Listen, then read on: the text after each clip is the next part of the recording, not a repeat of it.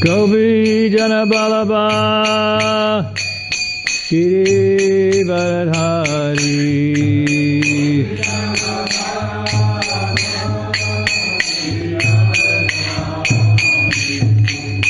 Jasura Nandana Brajajana Ranjana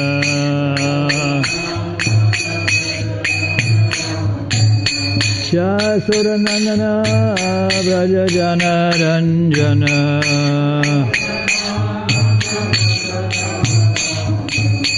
Shamuna Tira Bonachari Shamuna Tira Bonachari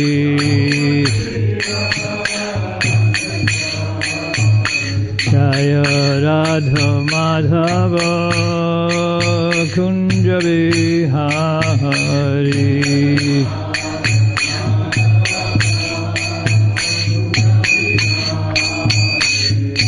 Gopi Jana Balaba Giri Varadhari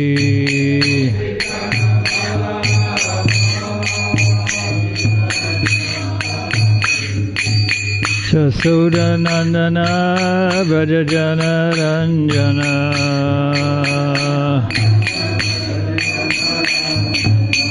Jasura Nandana Brajajana Ranjana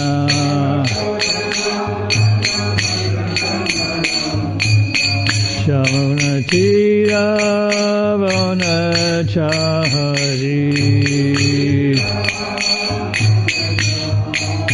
Shamuna Tira Bonachari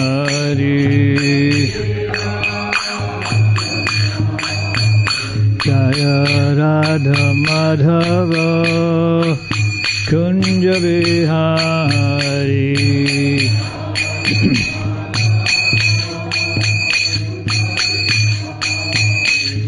Jaya Gopi Jana Balaba Giri Varadhari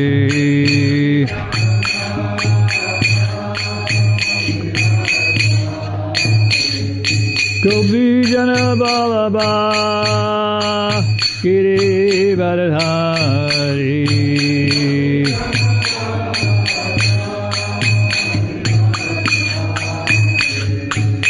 Jasura Nandana Brajajana Ranjana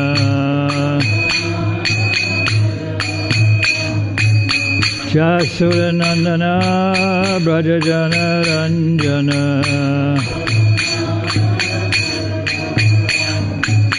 Shamuna Tira Bonachari Shamuna Tira Bonachari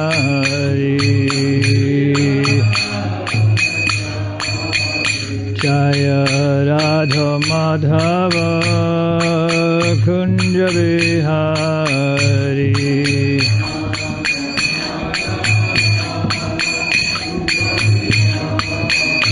Hare Krishna Krishna Krishna Hare Hare Hare Rama Rama Rama Hare Hare Hare Krishna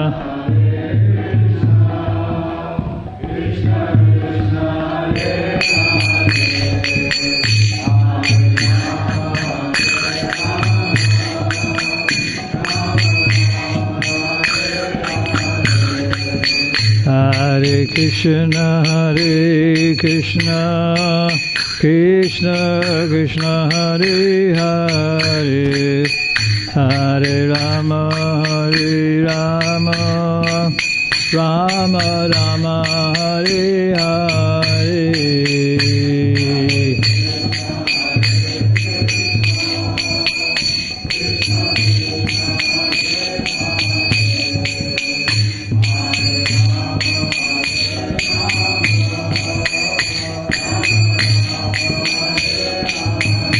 Hare Krishna Krishna Krishna Hare Hare Hare Rama Hare Rama Rama Rama Hare Hare.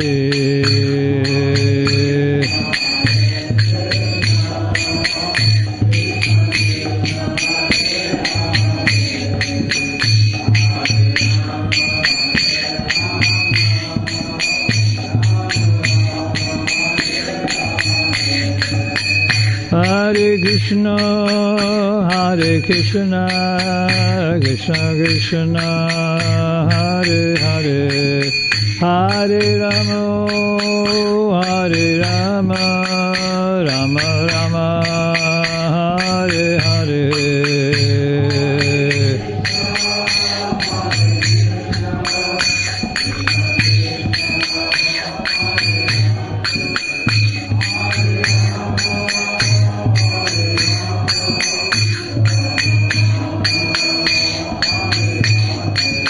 Hare Krishna, Hare Krishna, Krishna Krishna, Hare Hare, Hare Rama, Hare Rama, Rama Rama, Hare Hare.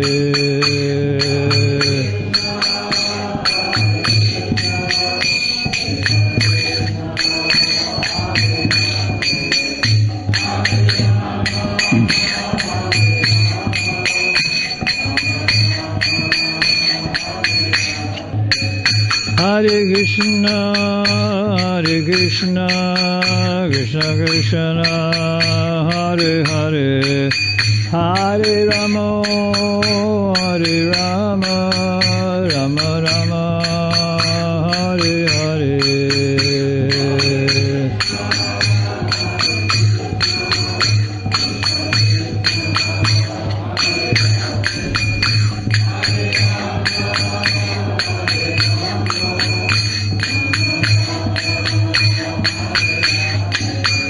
Jaya Prabhupada, Jaya Prabhupada, Jaya Prabhupada, Jaya Prabhupada.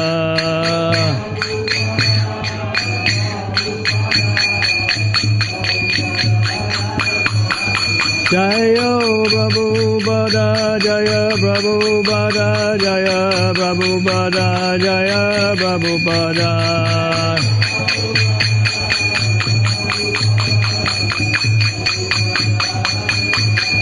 Jaya Prabhupada, Jaya Prabhupada, Jaya Prabhupada, Jaya Prabhupada.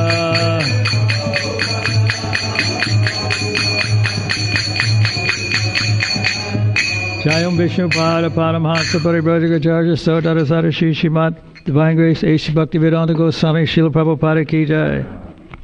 Jayam Vishnu Pada Paramhansa Paribrajagacharya Sotara Sadashi Srimad His Divine Grace Srila Bhakti Siddhanta Saraswati Thakur Maharaj Srila Prabhupada Ki Jai. Ananta Koti Vaishnava Vrinda Ki Jai. ISKCON Founder Acharya Srila Prabhupada Ki Jai. Namacharya Srila Haridas Thakur Ki Jai. Prem Shekho Shri Krishna Chaitanya Prabhu Nityananda Shri Advaita Gadadhar Srivasadi Gaur Bhakta Vrinda Ki Jai. Shri Shri Radha Krishna Gopinath Shama Kunda Radha Kunda Giri Govardhana Ki Jai. Shri Shri Vrindavan Dham Ki Jai. Navadvip Dham Ki Jai. Shri Mayapur Dham Ki Jai. Shri Jagannath Puri Dham Ki Jai. Tulsi Devi Ki Jai. Bhakti Devi Ki Jai. Gangamaya Ki Jai. Gaur Premanandi Hari Hari Bol. Shama Veda Bhakta Vrinda Ki Jai. All glories to the assembled devotees. All glories to the assembled devotees, all glories to the assembled devotees, all glories to Shri Shri Guru and Shri Gauranga. Narayanam Naraskricham Naram Chaibam Narotamam Devim Saraswatim Vyasam Tato Jaya Mudirayat Nasta Parayeshu Abhadreshu Nityam Bhagavata Sevaya Bhagavati Uttamashlokir Bhavati Bhaktir Naishtiki. We're reading from the Srimad Bhagavatam, first canto, 16th chapter, 35th text. Kavasaheta viraham purushottamasya. Kavasaheta viraham purushottamasya. Pramavaloka ruchira smitabal gujalpai. Staryam samana maharam madhumaninam. Ramotsavamana yadangri vitankitaya Kavasaheta viraham purushottamasya Prema valoka ruchira smita valgu jalpahai Saryam samanamaram madhumaninam Ramotsava mama yadangri vitankitaya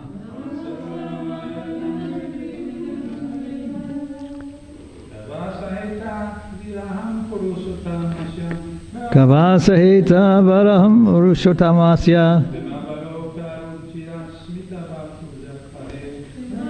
Ruchirasmal bhavokagumavdapahai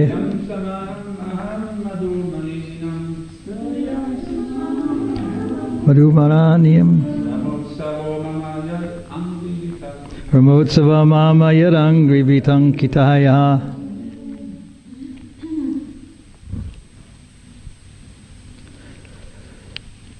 Ka, who, va, either, saheta, can tolerate, viraham, separation, purusha uttamasya, of the Supreme Personality of Godhead, prema, loving, avaloka, glancing, ruchira smita, pleasing smile, Balgu japai, hearty appeals, staryam, gravity, samanam, along with passionate wrath, aharat, conquered, madhu, sweethearts, maninanam, women such as Satyabhama, Roma Utsavaha, hair standing on end, out of pleasure. Mama, mine. Yat, whose. Angri, feet. Vitankitaya, imprinted with. Translation.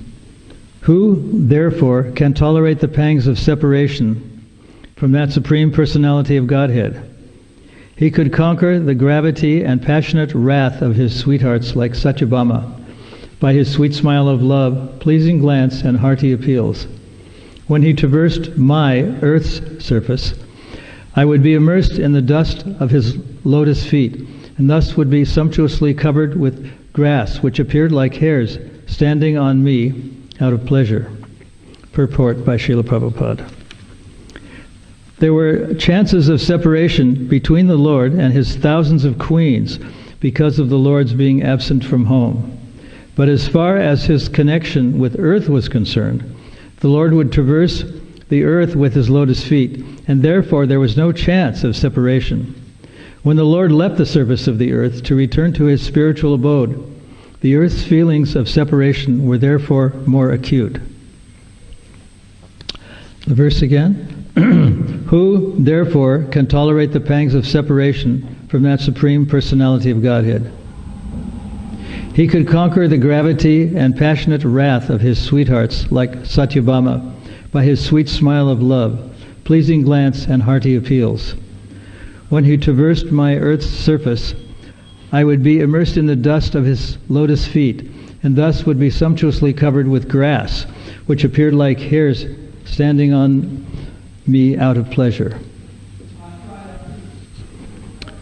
Om Agyanati Mirandasya Ganaranjana Salakaya Chaksun Militam Jena Tasmai Shri Gurave Namaha Sri Chaitanya Manobhistam Stapitam Jena Bhutale Svayam Rupa Karamayam Dati Swaparantikam Mukam Karoti Bachalam Pangum Langayate Girim Yatkri Pataraham Bande Shri Guru Dinatarane.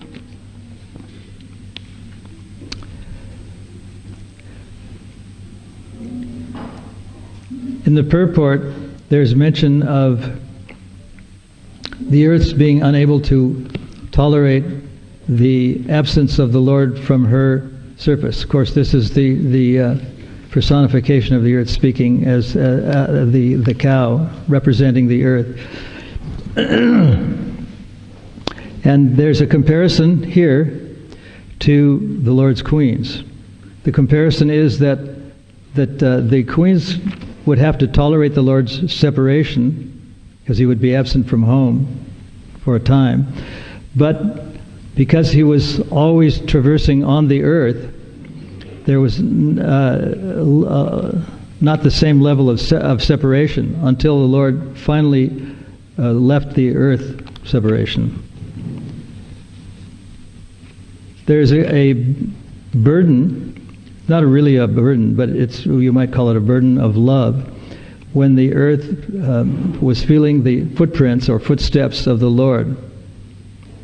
Vishwanath Chakravarti talks about the burdens of love being 2 or 3 in number. One is the wife feels the weight of the husband as a burden of love.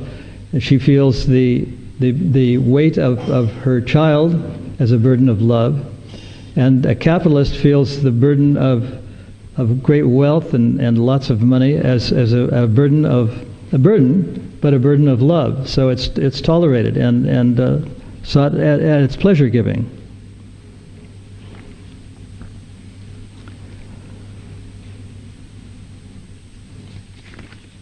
It's kind of interesting that Prabhupada points out the difference of Krishna's queens and the earth, and how the earth doesn't feel the same level of separation because Krishna is present during his earthly pastimes on the earth. I want to read a part of a conversation that was held in 1972 in about February between Prabhupada and his followers. They were reporting how his books were being sold in different languages. I think the total at that time, 1977, was something like 43 million. So this person is reading to Prabhupada, and he's giving the different numbers of books that were sold in different languages. He says, "We have the figures for the production of your books in every single language since the beginning." This means that since the books were being printed, which was probably about 1973 or 74, it's only a couple of years, 23 languages. And then Rameshwar says, "This took several weeks of very careful work to prepare. We were calling up printers. We threatened Dynapon. They must give us the figures. We called up every BBT office around the world. So this is very accurate. And also I estimate that at least 90 to 95% of all these literatures that have been published have already been distributed." So these are the figures of how many books were actually printed, not the distribution figures. But as he's saying, they probably already have been distributed. These are the figures for publishing, but most of them have been sold. Radha. So English is first. 43,450,000 literatures. Prabhupada. Where is such a publisher? Radha. That's one for every 5 people in America. And the second is Spanish, 2,947,000. Third is German, 2,125,500. Then Japanese, I had to make a guess, I'm not sure, but this is pretty close, 2,125,000. Fifth is French, 1,670,000. Prabhupada. There should be a big board. It should be hung. Rameshwar. We have a big display of this for the Mayapur exhibit. We made this up as a Prabhupada. Yes, Radha Ballabha. In the exhibit, there is a framed picture, each language and the books, each title, and then there is one big frame, one showing international. Prabhupada. This is the blessing of my Guru Maharaj. He wanted it. And because we are trying to do this, he is giving us all blessings. He told me personally, quote, "I wanted to sell this marble and publish some books," end quote. Calcutta, that Gaudiya Math is also marble floor. Now, he said, quote, "Since this temple has been given by Mr. Datta, our men are fighting. Which room shall I occupy?"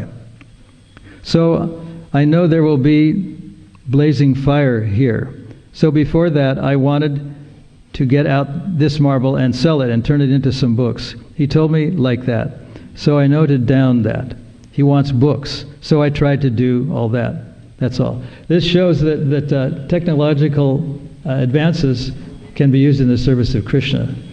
The printing press was probably invented about 300 or 400 years ago. Nonetheless, it was considered a very important thing for propagating Krishna consciousness. We're probably, most of us, aware that Bhaktisiddhanta's, one of his symbols, or logos or emblems, was a mridanga with a printing press inside it. And his saying was that if you beat a mridanga, you may be heard for a distance of half a kilometer or a whole kilometer.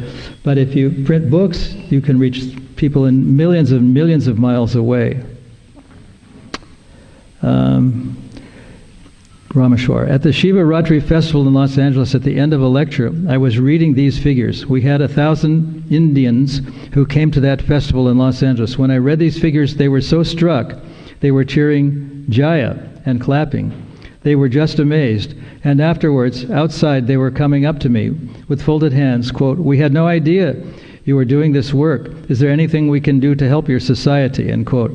As they heard these figures, as soon as they heard these figures, the leaders of the Indian American Association and all the Indian associations in LA were coming there. And when they heard these figures, they were just offering their service. Prabhupada. And you did not send to the reporters and no, Hari, sorry.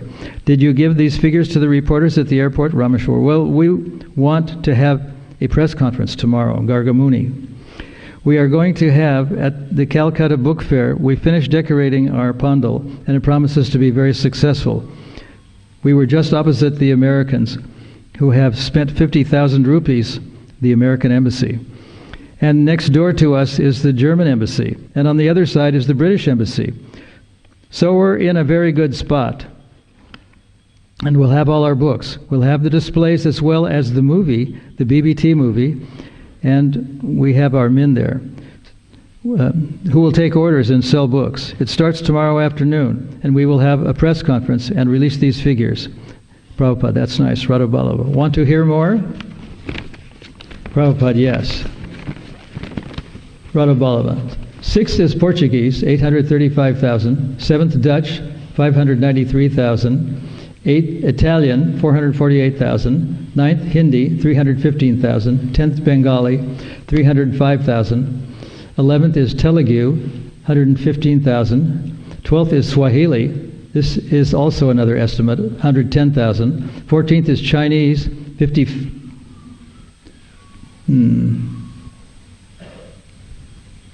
It doesn't have it just trails off. 55 something.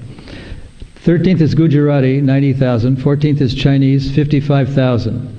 15th is Marathi, 25,000. Korean, 20,000. Yugoslavian, 20,000. Oriya, 20,000. Polish, 10,000. Hungarian, 10,000. Czechoslovakian, 10,000. Tamil, 10,000. Russian, 5,000. And the total, this is the total, 53,314,000. Radha Ballabha. For the next printing of Bhagavad Gita, so much paper was ordered that it would take 76 train cars to carry it. I think in India they call them something like wagons, is that right? Yeah, something like that.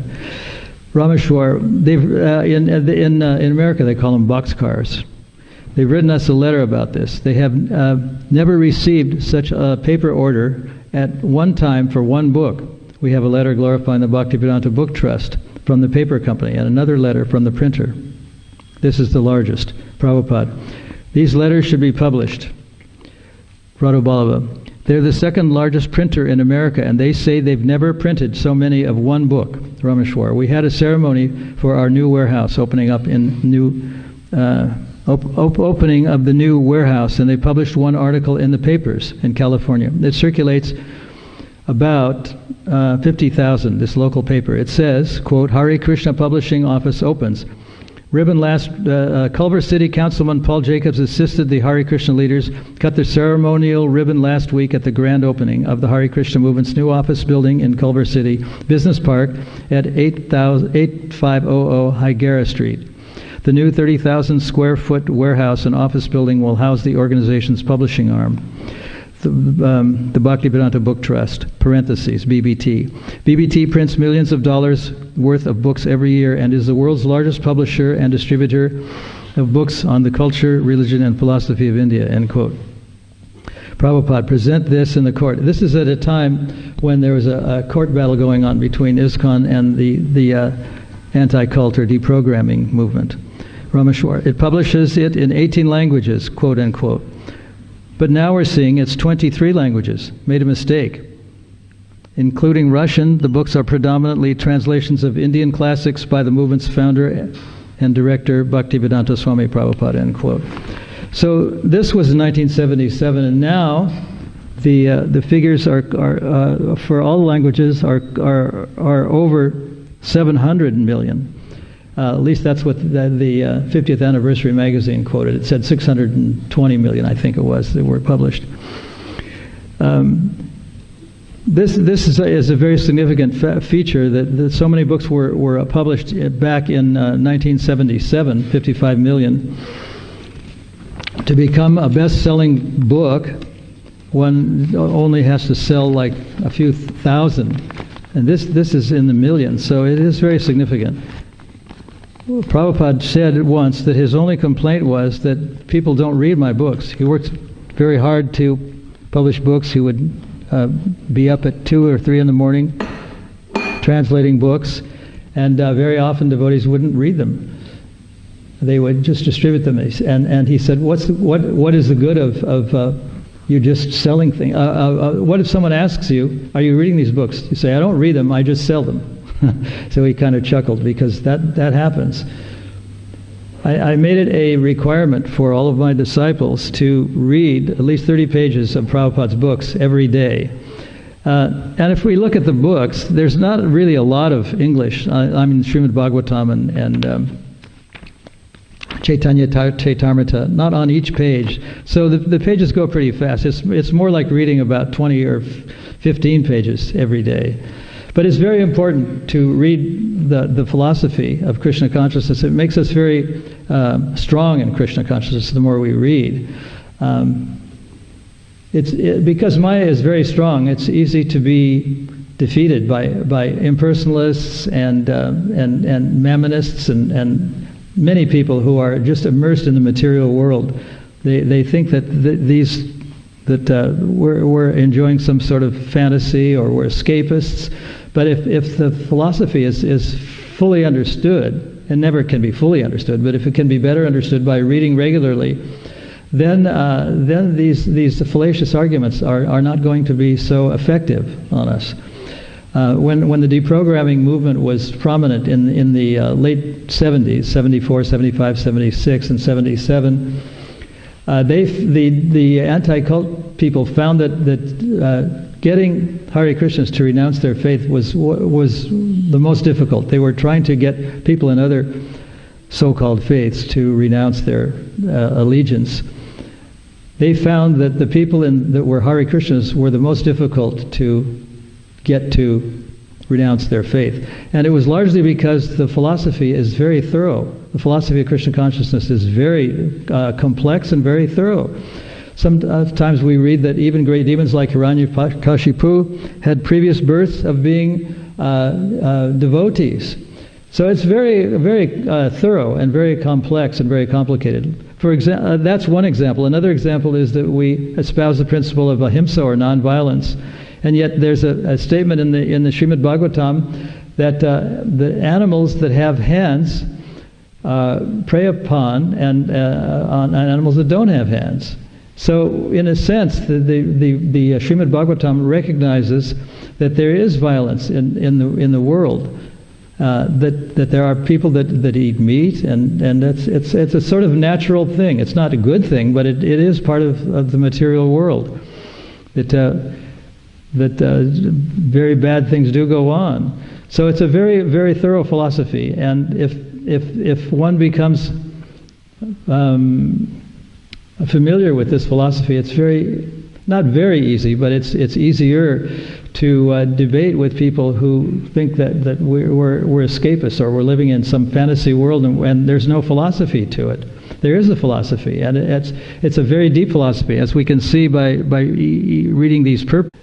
Very, very thorough and very complete. So the more we read, the more we become strong in Krishna consciousness, and the more we're able to defeat people who think that Krishna consciousness doesn't have a philosophy, or it's just a philosophy of escapism, it's sentimentalism, and it's not genuine. Books are very important. Even people who are great criminals used to be enamored with Vedic philosophy. People like Hitler. I don't know if you're aware of it, but this symbol of the swastika, he used it. He inverted it a little bit, or he inverted it and rotated it to something like 45 degrees angles. But we've heard that he had an astrologer who was an Indian or based in India, and that he used the information he got from this astrologer for his various wartime campaigns. Of course, he was a great criminal, but it shows that even people with a very strong criminal mentality have a certain amount of respect for Vedic literature. And I don't know if this is a bit of history, but because there were many Indian Gurkhas fighting for the British, they were given back by Hitler to Subhash Chandra Bose to form the Indian National Army. And the Indian National Army was responsible for getting India to be free of British rule. So in a sense, Adolf Hitler, although he was a great criminal, one of history's greatest criminals, was responsible for liberating millions of people in a sense, because it was that Indian National Army which caused the British to withdraw. They realized that they were going to have a big fight in their hands, whereas with Gandhi and his so-called nonviolence, they could live with that, but they couldn't live with if there was going to be war.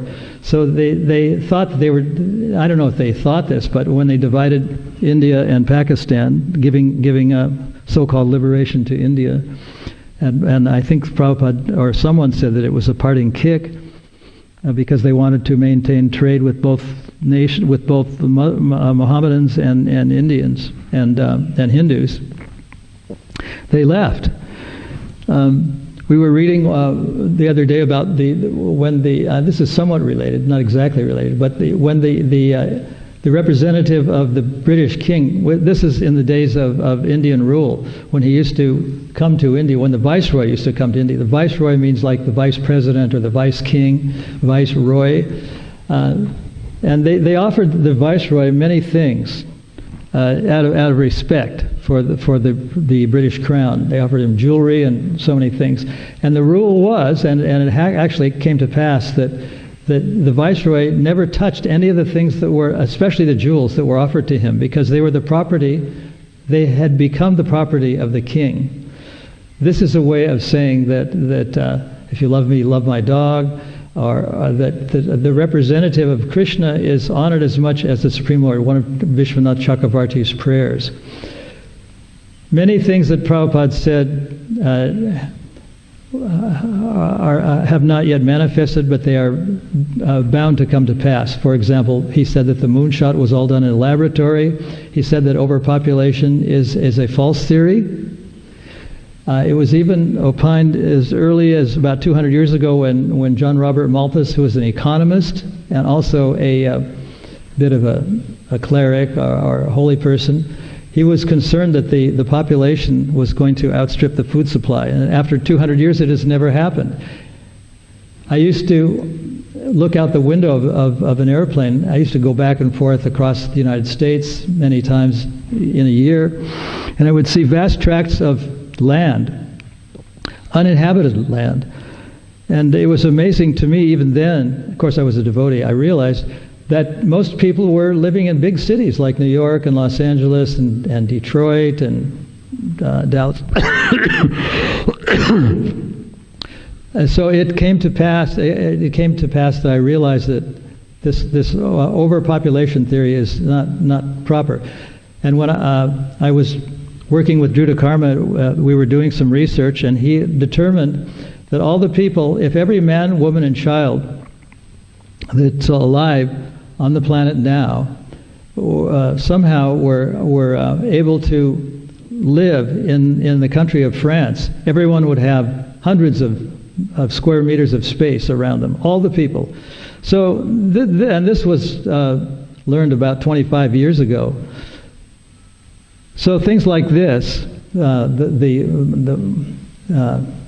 Prabhupada's declaration that the moonshot was faked, and that overpopulation is a false theory, and he said that many times, it's a false theory, are things that they may be considered to be controversial theory. What do they call this? Alternative theories? Conspiracy theories. But nonetheless, Prabhupada said, even if I die, I will maintain that human beings did not go to the moon. He said that, even if I die.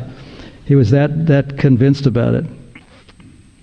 So there were many things that he brought, not only a philosophy, but a whole culture with him, a dress culture, a food culture, and many other things. And there was still in existence, when Prabhupada first came, the idea of polygamy, that a man could have several wives. Of course, that's the idea of sati was banned, was made illegal in India in about 1729, I think it was. The idea was that the fire of separation was greater than an actual fire. So when in those days, when a wife committed suicide, it was considered to be less painful than the pain of living with a deceased living in the so-called presence of a deceased husband. Anyway, that was what happened. But anyway, that idea and the idea of decentralization and deurbanization, maybe it's gaining more credibility now that there's a little tiny, invisible to the naked eye virus going around, and it's causing a lot of businesses to cease to exist. The Back to the Land movement is certainly gaining more currency, at least among the more thoughtful people. So these are some of the things that come to mind. But on the other hand, most people aren't very thoughtful. And I was reading the other day that the fast food outlets were lined up. Cars were lined up for them to open because they had eased the restrictions. They wanted to get their meat while it would be possible to get it. So anyway, it's just it's good for some people and very bad for other people. So this is the philosophy of Krishna consciousness. I'll read the verse again. O personality of religion, I was greatly overburdened by the undue military phalanxes. Oh, that's the wrong one. This is verse 35. Who therefore can tolerate the pangs of separation from that Supreme Personality of Godhead? He could conquer the gravity and passionate wrath of his sweethearts like Satyabhama by his sweet smile of love, pleasing glance, and hearty appeals. When he traversed my earth's, in brackets, surface, and brackets, earth's surface, I would be immersed in the dust of his lotus feet, and thus would be sumptuously covered with grass, which appeared like hairs standing on me out of pleasure. So any questions or comments? Please ask.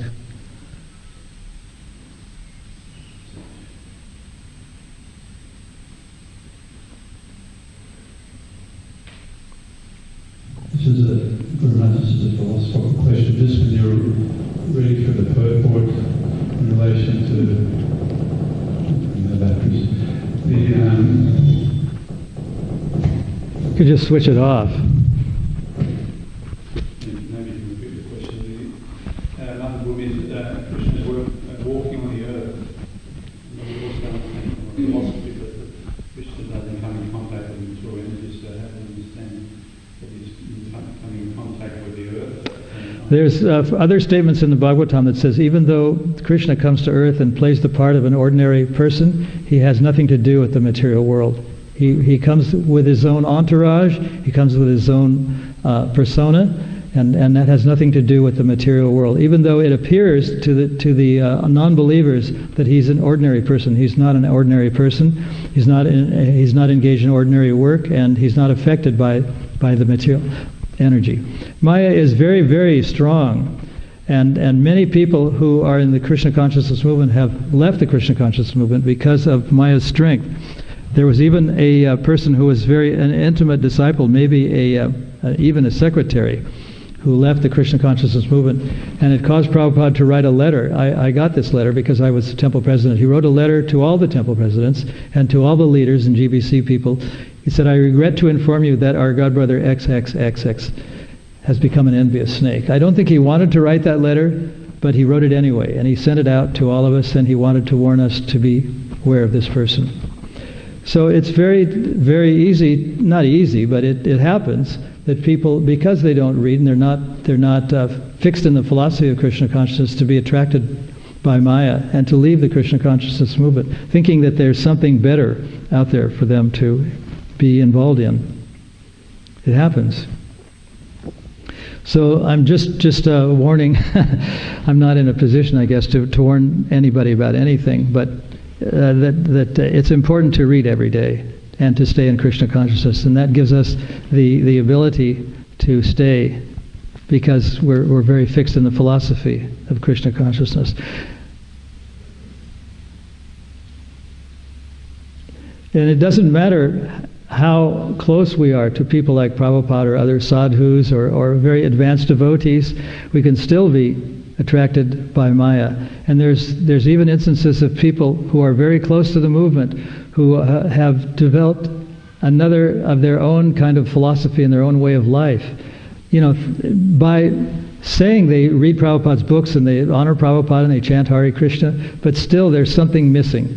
There's the inability to look up to people who are more advanced than they are.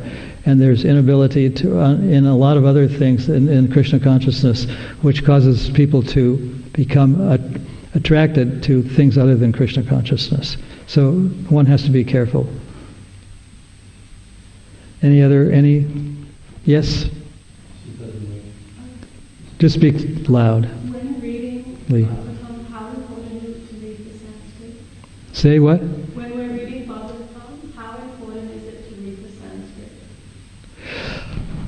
Her question was, how important is it to read the Sanskrit? Well, I think one of the reasons that Prabhupada included Sanskrit in his books and used a lot of Sanskrit in his lectures and room conversations was that we lose something when we translate. Even though he did his best translating Sanskrit into English, we lose something. Like he even said that the word rasa, which translates as relationships or feelings of love, and sometimes as mellows. But he even said that the word rasa is a very peculiar word because there is no exact English equivalent, and that it goes for translating from any language into another language. You lose something in the translation. And I think that's one of the reasons why Prabhupada was using Sanskrit, because he wanted us, not all of us, but as many as possible, to learn what these words mean. Like if we learn what rasa means, even though we don't understand it completely, it's beneficial. And if we learn words like ananda and other words, what they mean, we know some of them. They don't have exact English necessarily equivalents, but they're important to know what the emotional impact is, what the connotations of these words are. So I think that there's an importance to Sanskrit being spoken in its original letters, Devanagari, and it's in its transliterated form and its spoken form.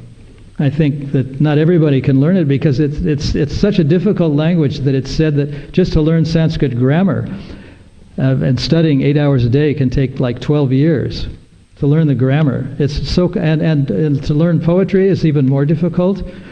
I think Bhanu Maharaj will confirm that this is true because he's an expert at this language. And I've seen words that sometimes there's no such word. Like I think you had the word panegyricists, which doesn't even exist in the English language, but panegyric does. That's praising somebody. And in days gone by, there were people who made it, that was their livelihood. That's what they did. They praised people. They were panegyricists. But there's no English word in the Oxford English Dictionary or Merriam-Webster Dictionary. Panegyricist. It's just a word that it had to be invented because there really were such people. Anyway, that's my take on Sanskrit. I think it's very important, and if we learn it, even a few words, it's better than nothing. Yes. I have a question in relation to reading Prabhupada's books. There is a tendency in some temples to give more priority. I've met people who read translations of Bhaktivinoda Thakur or the Goswamis, but then they don't really read the Bhagavatam. So I was just wondering, and then there is so many books, like you go to a shop in a temple and you see all of them except Prabhupada's books.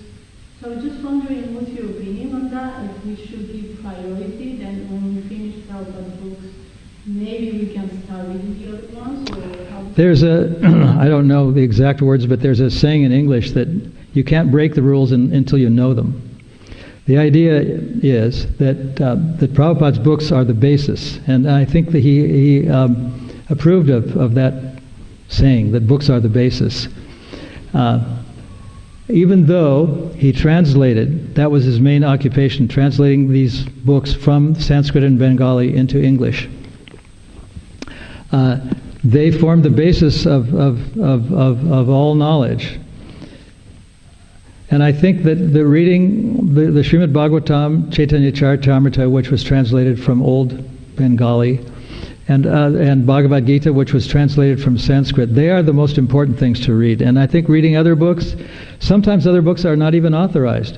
There was a book I found in the archives once called A Hindu Encounter with Modernity, and there was a picture on the cover of Bhaktivinoda Thakur's face, big picture, like life-size face, and it was completely unauthorized. It was written by a devotee who had left the movement.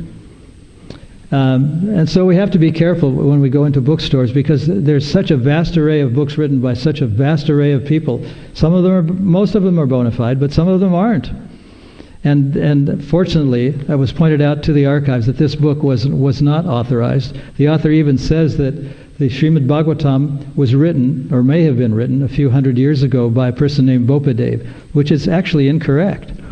And of course, there are many other things. But if we read Prabhupada's books and his translations or the BBT translations, we can be assured that we're on the right path. And to read books of course, Prabhupada wanted us to read books of all the acharyas, and I think that's important. But the problem is that many of the translators of these books are either impersonalists or just engrossed in material life. So it's difficult to know what's bona fide and what isn't bona fide. We have to be a little bit careful. But I'm talking more about the shops in temples. It has to be like a strict selection of the books that go there? Well, I don't know, because I don't run any bookstores, but I think the people who select books for bookstores have to be careful about what books they select, and to give Prabhupada's books a prominent place in those bookstores, with the idea that some of the books are not authorized, but generally they are. But there's a danger. There's padam yad vipadam natesham. The danger at every step. So it says in Sanskrit, padam yad vipadam natesham. So that's kind of a poetic verse. Padam. It's got a rhythm. It's got a cadence to it. Anyways, we have to be a bit careful, because every step we take, whether it's into a bookstore or on the earth, there's danger. Hare Krishna.